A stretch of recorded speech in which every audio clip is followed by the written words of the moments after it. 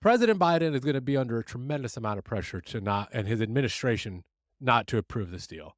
It's going to have massive political consequences in states that are going to decide the 2024 election. So I think our advice to them is fill in this blank, Jen. Our advice is what? Call us. Boom. Mic drop. From Resilient Partners, this is the Resilient Insights Podcast. Every episode offers in-depth insights on the key debates and conversations shaping Washington and the world. From policy to leadership to the lighter side of life, we're your source for thoughtful discussions. So get ready to be informed, inspired, and engaged.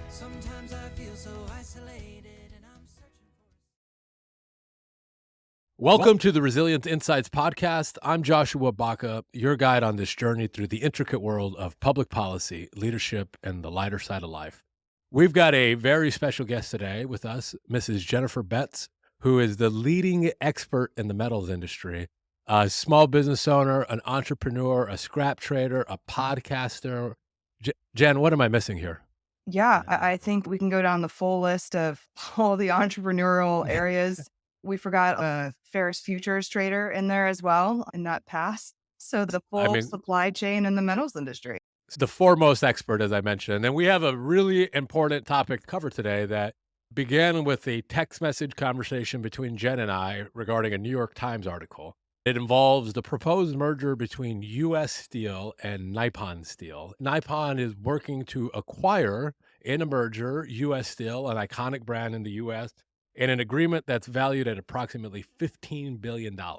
The inspiration for this podcast was both U.S. Steel and Nippon Steel, or I guess I should pronounce that correctly, Nippon Steel, been inside the Beltway here in D.C. running a bunch of advertisements and trying to respond to some growing political pressure. That's going to be the topic that we talk about today. But before we do, Jen, welcome to the show.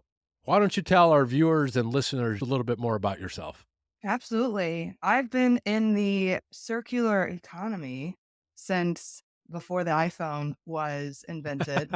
I'm based outside of the LA area. But for those that are in the manufacturing world here in the domestic United States of America, I've been in the raw materials steel industry my entire career, specifically in the scrap metal world. I've traded scrap metal for Nucor Steel, AK Steel. I've owned and operated my own brokerage and consulting company. I've worked for trade publications as well. Essentially, I've been in the full supply chain in the industry. And now I own and operate a digital marketing agency. I am helping empower marketing for the metals and recycling companies, hence the connection with DC currently, as well as just the impact that we do with the economy, with the environment overall. It's pretty exciting to see how I can take my history, my experience, and help companies. I did a little bit of LinkedIn perusing this morning, and I think I saw 3 things on your profile, or Magnum Metals, recycled media, scrap trader. What are all of those ventures you're in right now? Recycled Media is a digital marketing agency. That is what we focus on in terms of the metals and recycling companies essentially catch up to the rest of every other industry in the United States currently, getting them online, helping out with their digital footprint, recruiting for the next generation, helping them from business development to community relations. On Scrap Trader, it's an e-procurement platform specifically designed to help with sales data and overall just make your team more efficient when it comes to raw materials, trading, and just procurement in general. And then Magner Metals is essentially any consulting opportunities that come my way. That is a way for me to utilize my experience and help out companies in any way that maybe don't fall into the recycled media or the scrap trader buckets. Really important life question here. How do you remain resilient in the face of all of these business ventures you got going? We currently have a little bit of coffee off screen at this moment. Hydrate, but try to lead a healthier lifestyle to keep the energy up for all these ventures. So coffee is your fuel of resilience is what I'm hearing. Yes. That's awesome. Well, let's dive into this nerdy and meaty topic. The goal for this is to try to do a little bit of explanations. Everyone that I have talked to in my world, in government affairs and public affairs and corporate affairs, I think they're all trying to make understanding of what this proposed merger means for them. Then Washington talk Every time something is happening, it sets precedent that has an impact on other people. Why don't we start here? What are you hearing from your world on this proposed merger? It's the hot topic that's in the industry currently, right now, very much pun intended. The United States Steel Corporation. So when we talk about US Steel, we're not talking about the US steel market. We're talking specifically about the United States Steel Corporation, a particular steel manufacturer. This is such a huge topic because it has a significant history. At one point, it was one of the world's largest companies. If you adjusted it for inflation, it would have been larger than Apple in today's dollars. I mean, it's massive. Since some may consider fallen from grace, right? It struggled for many years. It was started from folks that may be recognizable in the financial world: JP Morgan, Charles Schwab, right? Those are some big names. Those individuals started it. It's the backbone of the steel industry. There's a lot of history in the Pittsburgh region, right? That's where it's headquartered. And there's a professional football team named Name after that particular history that comes from that city. There is this sentiment that a lot of folks in the industry are grappling with currently of, can we allow a foreign company to come in and purchase something that is very nostalgic to our American history, particularly in this steel market? one very good point you make here about the clarification is that a foreign company is not acquiring a US government-owned industry. US Steel is a unique brand with a unique name, and so I think sometimes the confusion that I've seen is, how can government regulators allow Japanese or a foreign-based company come in and buy a US-owned industry? Well, the US doesn't own them. It's actually independently owned. I'd also like to know, do you root for the Steelers because 'cause you're so deep in the metals industry? I am from Kansas City, a fan of Taylor Swift. Oh, And Pat Mahomes. I married a man from Texas Tech. So my husband is a big fan of Patrick Mahomes. So I cannot root for the Steelers. But I do have to point out there is a very unique history with the Steelers in the United States. So in the 1970s and 80s, when essentially we went through a very depressive period in the steel industry in the United States, Pittsburgh imploded, right? And families went Mm. through a time period where they had to move away from Pittsburgh to find work. And so you can go literally into almost every single city in the United States and you will find a Pittsburgh Steelers bar. I live in California now. I can find Pittsburgh Steelers anything when I'm out and about out here, right? And it's fascinating that this still carries on generations later, that there is still this tie that comes from this time period when US Steel started to start the downward trend. A lot of nostalgia there. So, how about we go down the nerd path, pun intended? Help Mhm. us understand how steel is manufactured in this country today. We need to understand the two different ways that we manufacture steel in the United States to understand the US Steel and Nippon Steel acquisition. There are two ways. One is the integrated method, and that's essentially from scratch. It's very carbon intensive. That's when you're taking iron ore, Mm. coke, limestone. You're making it from scratch, putting in a blast furnace, making pig iron, then putting it in a basic oxygen furnace. And for the metallurgists, I'm going to try and go high level here. So don't come for me on the very technicals here. You get the point. Then there's the second method. And the second method is using an electric arc furnace. And an electric arc furnace uses recycled materials, essentially recycled steel. You put recycled steel into a giant furnace and shoot it with giant Mm. electrodes. You melt it to extreme temperatures and it produces new steel. It basically just remelts what has already been created, and it's significantly less energy intensive, and it has lower carbon emissions. Those Interesting. are the two different ways. So you've got the integrateds and EAFs. US Steel has been predominantly integrateds. Now, in recent years, it has acquired a handful of EAFs, but a majority of the way it makes steel is from an integrated method. So An integrated method is very challenging to make steel. It is the preferred method for the auto manufacturers. It produces a slightly cleaner product. It's a way to make very clean, pure steel. The EAFs are a lot easier to run. Depending on market conditions, depending on your energy rate, you can turn those furnaces on and off. Integrated, you cannot. No. They're Yes. running continuously. When I was at Aiken Steel, we ran a blast furnace. We heated a blast furnace actually, empty for 2 years because it made more sense to keep it heated empty than it did to turn it off, let it cool down, and then try to heat it back up again. That made more financial sense. What about for Nippon? Are they an integrated or an arc furnace steel manufacturer? So the majority of what they use is from the integrated method.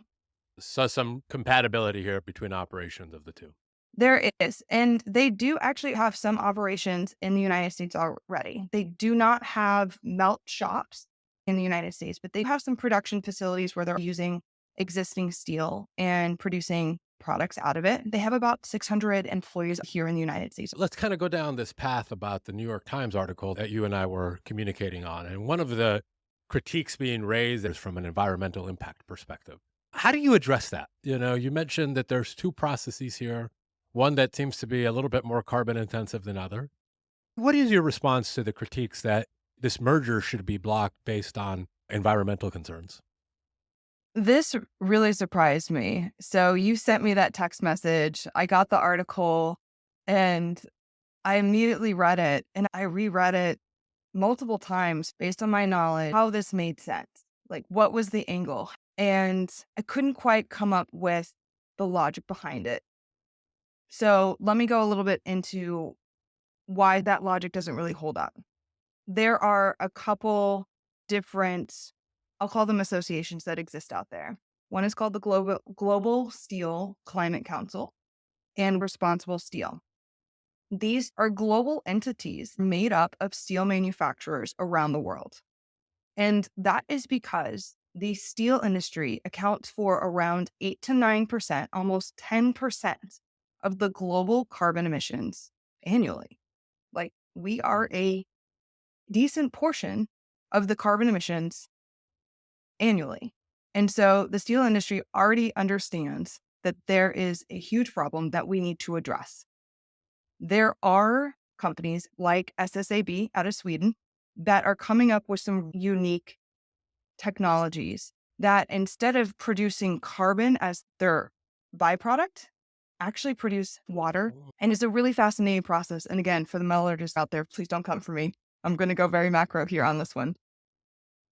And the US Steel Nippon, from an environmental argument, this doesn't make sense to say, don't allow this influx of cash because it's going to affect the environment.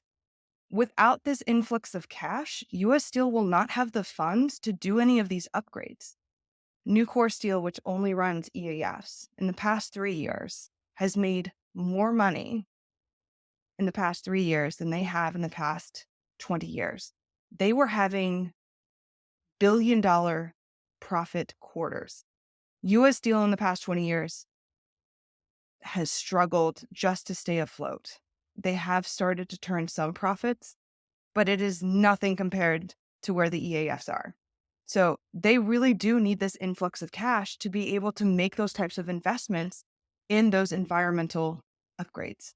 Doesn't really make sense from an environmental standpoint because where are they going to get the money from to make any of those upgrades in the future? So this is a deal that's largely focused upon survival for a company. Is that correct? Am I interpreting your analysis there a little bit? So they don't necessarily need the money to survive. They've got a couple stars like Big River Steel is an EAF that does really well for them. It kind of helps them from a profit standpoint. But the influx of cash would be nice. Maybe not a means to survive, but a means to thrive? Yes, correct. And Absolutely. adapt. Great. So let's kind of go down this other path, which is cash and survival and this need to thrive. One of the critics of this proposed merger has been the U.S. steelmakers and the Steel Workers Union. Their preferred buyer is Cleveland Cliffs. Cleveland Cliffs and U.S. Steel are the only integrated steel manufacturers in the United States. I get why they wanted Cleveland Cliffs to buy. Essentially, they would have a monopoly on that steel position, right? That would be a great bargaining chip for them to be able to be in control of essentially the only integrated, the largest auto supplier, auto steel grade supplier to the domestic auto industry. I mean, it would be a huge leverage standpoint for them. Nippon already has USW contracts with their existing Mm. employees in the United States. They're going to honor existing contracts with the USW under US Steel. They're going to be using US Steel's name going forward. They are going to own US Steel, but they're going to keep it operating as US Steel going forward, just with most likely the parent company as Nippon Steel. What about the national security concerns? Do you find those valid that a foreign company would have control over a company that creates critical materials needed to make our country operate? So, in terms of a national security threat, not something that I find credible at all. Nucor Steel is 25% of the steel market. Then you have Cleveland Cliffs, then you have US Steel, then you have, and I don't know the exact order offhand, but you have Gerdau, you have SSAB, you have, you can keep going down the list. We have a very healthy and robust steel market in the United States. The US Steel portfolio is not going to be national security threat. If it got removed out of the marketplace, Mm. we have the capabilities through other steel companies, especially what's been announced that's coming in terms of production capacity being added in the next 3 to 5 years to more than make up for that. And as you mentioned, Nippon is already operating here in the US. So Yes, maybe the question is, why wasn't this a national security concern before? correct. Yes. Yeah. And if we're really talking about a national security threat, as in a foreign company owning steel operations in the United States, where were you when you saw Gerdau operating in the United States, which is a Brazilian company? Where were you with JSW, an Indian owned company? Where were you with North Star BlueScope, an Australian owned company? We already have foreign owned companies already operating in the United States. They already exist here. Where were you during I that time frame? perhaps the concern rises to this new level of competition with Asia.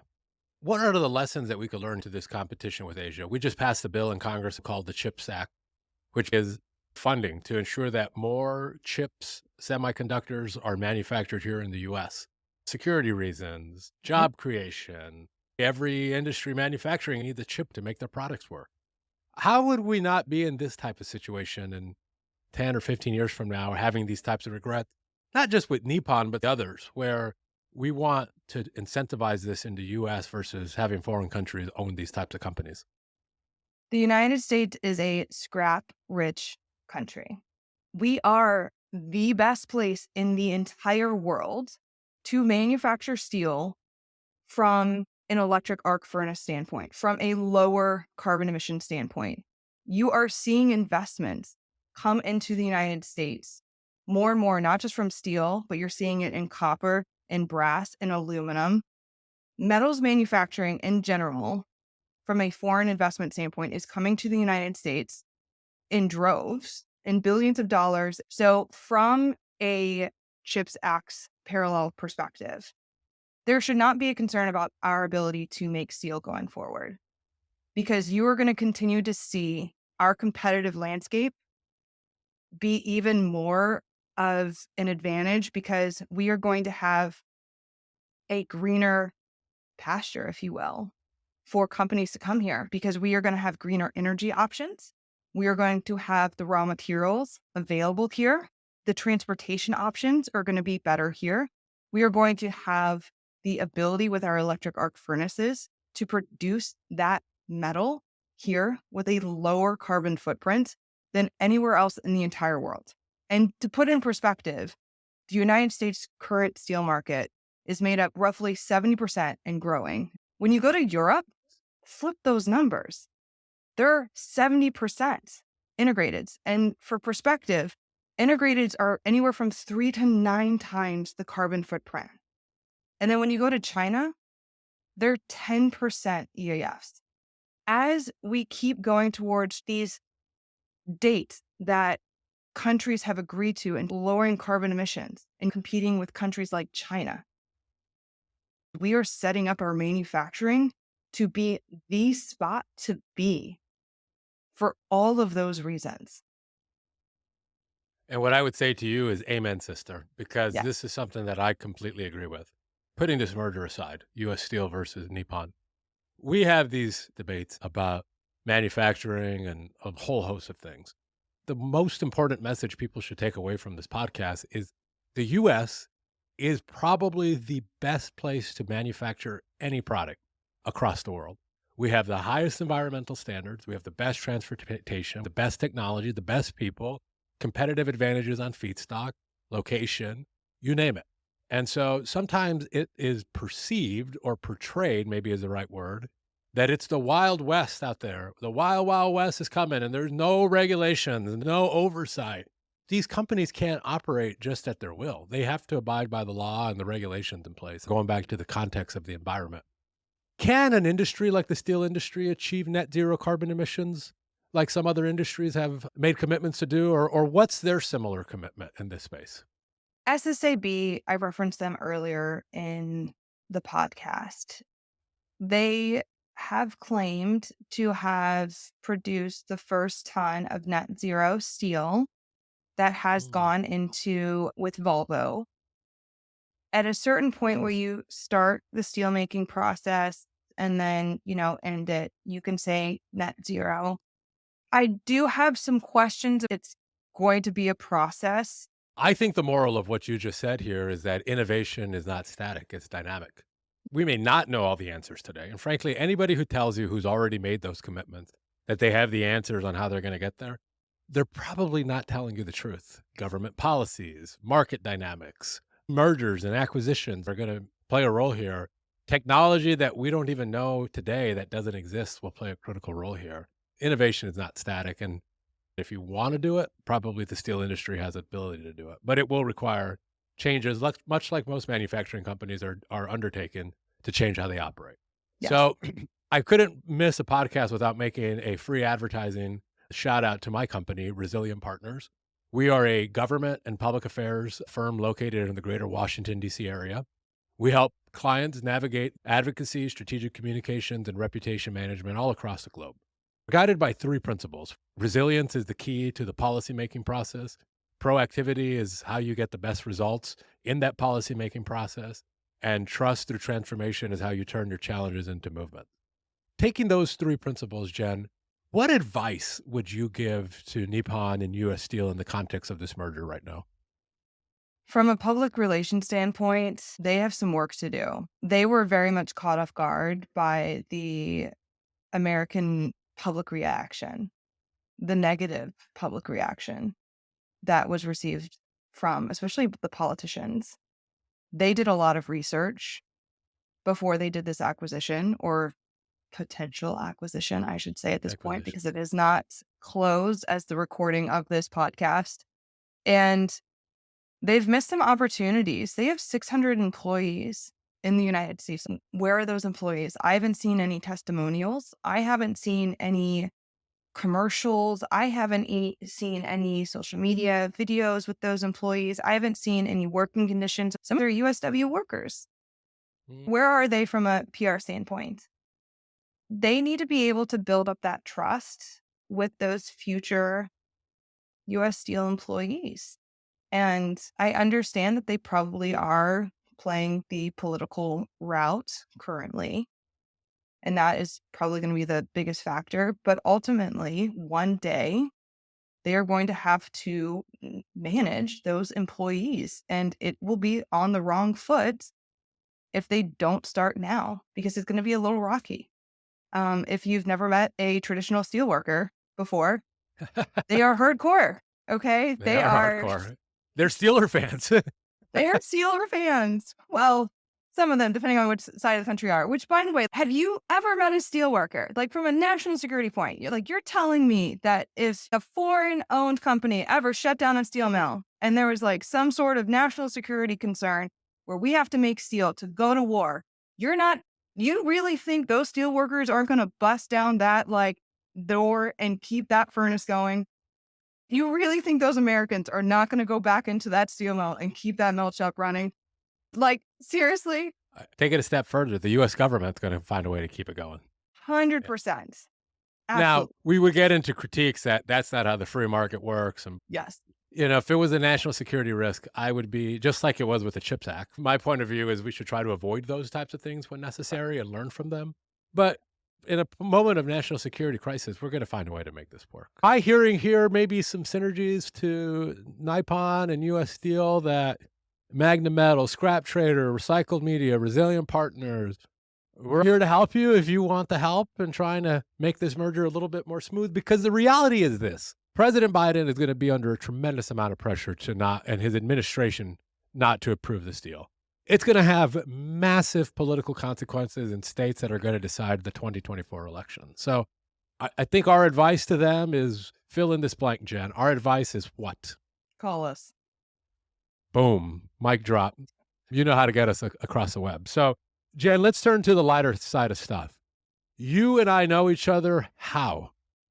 So I alluded to it earlier, but you went to the great university of Texas Tech. I married a man from Texas that went to Texas Tech University who was a friend of yours from college. And so since then, you two have become closer friends actually after college. This past summer, you went on a Well, golfing trip on the East Coast together. And a couple of years ago, you guys came out here on a family yeah, trip as well. So my yeah. husband, Eston, and you are good friends. And that's how we got connected on this podcast. Our personal career paths have crossed each other on multiple occasions. Several years ago, it dawned on us that we were on some sort of parallel career track, just slightly different industries. Me and my metals world, you on the DC track. The most appropriate way to label this podcast is a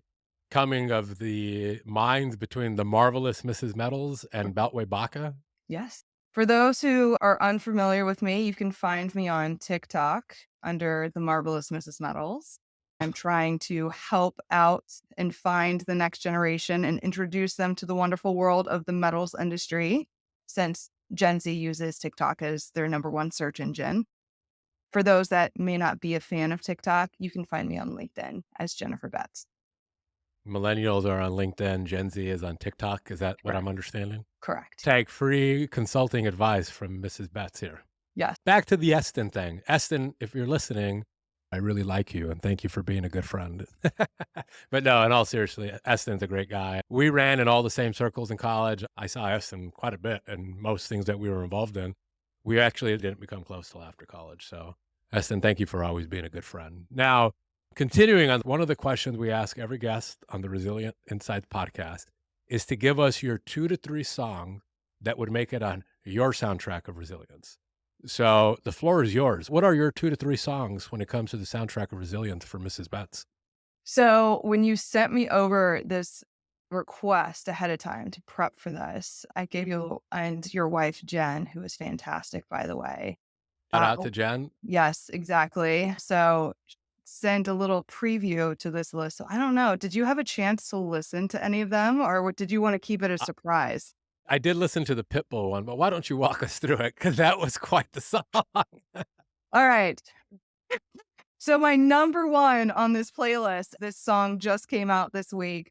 It's a classic that has been recently mixed up with The Pitbull by our The next Pitbull. The Pitbull and our national treasure, Dolly Parton. The song is called Powerful Woman, and Pitbull takes Dolly Parton's classic 9 to 5 and does a Wow. fantastic job mashing it up. It's been on repeat in the office quite a few times this week. It's quite the mix up, to say the least. It took me a while to digest that. It was this merger of Pitbull and Dolly Parton, who are as opposite of the spectrum, but in many ways, very much alike. Yes, very accurate, I would say, of the metals industry. You get people of all walks of life in this industry. And so I felt like it really summed up what my career has been like. All the different individuals that I meet, Pitbull to Dolly Parton, seemed appropriate. Beyond Pitbull, who else you got on your soundtrack? All right. Well, Taylor Swift, we'll come back to her because That requires a question all on its own. she's got so many great songs. We'll have to come back to her. But moving on to more of the country side of things, Callista Clark, she has a wonderful song called It's 'Cause I Am. And I really like this one from a resilience standpoint because it's a song that talks about acknowledging who you are and being comfortable with who you are, just being who you are, being comfortable and just owning it, not changing. Are you giving me free life advice right now? Welcome to Therapy Jen's office. Come on in. It's cut off on the camera, but the sign we'll put up on the door, Therapy Jen. Therapy in session. Well, that Yes. was deep. Any Yes. others? Yes. The last one, we're going more onto the top 40 pop soundtrack. A few years back, there was a pop artist called Ava Max that came out with a song called My Way. And it really hasn't resonated with me until this past year where I've really forged my own path and been Woo! comfortable. I've got so many good steel metal puns. I've been waiting to put a pipeline joke in there at some point, but next Your time we'll have to do one. pipe. Okay. Yeah. But my way really resonates with me now because from a resilience standpoint, it talks about being comfortable and figuring out your path, doing it your way, and ultimately finding success, not trying to fit into this mold, but adding value with who you are today. So what are you gonna name your therapy company? Maybe bets in class. Bets Uh, in class. You've been thinking about that one for quite some I time. have so many great puns for all the LLC names that I'm going to have in my lifetime. Yes. What is your soundtrack of resilience from Taylor Swift? So again, she's got so many good ones, but I do have to tie it back into what we were talking about earlier with Nippon Steel and U.S. Steel. You need to calm down. Are you talking to them or to the policymakers? All All of of the the above. above. That's a great shout out. Like, we just all need to calm down. Let's look at the facts. Let's take out the election year. Let's take out the nostalgia and let's just look at the facts and look at Facts matter. reality. Let's just have a realistic answer to this one. All right, I've got a curveball bonus question for you. You Right. mentioned my wife. We're both big fans of Billy Joel. Our daughter is named after a Billy Joel song. You can't pick that song, but if you had to pick a Billy Joel song that made your soundtrack of resilience, what would it be? Oh, that's a good one. The answer is if you're not a fan, say Piano Man. But if I you're a don't fan, I need something deeper. know. That's I'm like racking my brain of like, how do I get one to like tie into metals or steel? What got me thinking was Billy Joel sings this great song called My Life, which Yeah. sounds very similar to My Way. How about Yes. I make that recommendation to you? Go give Yes. that one a listen and let me know what you think. So, Yes. with Absolutely. all that being said, Jen, where can people find you? You can find me on LinkedIn. You can find Recycled Media on recycledmedia.com. You can find Scrap Trader on scraptrader.com. You can also find my companies on LinkedIn as well. If you're open to TikTok, the Marvelous Mrs. Metal is on TikTok as well. I'm online at resilientpartners.us. You could find me on LinkedIn, X, Instagram, making a little bit of a push on TikTok under my name. So, Jen, with all that being said, thank you for doing this. When I'm lost and I just can't see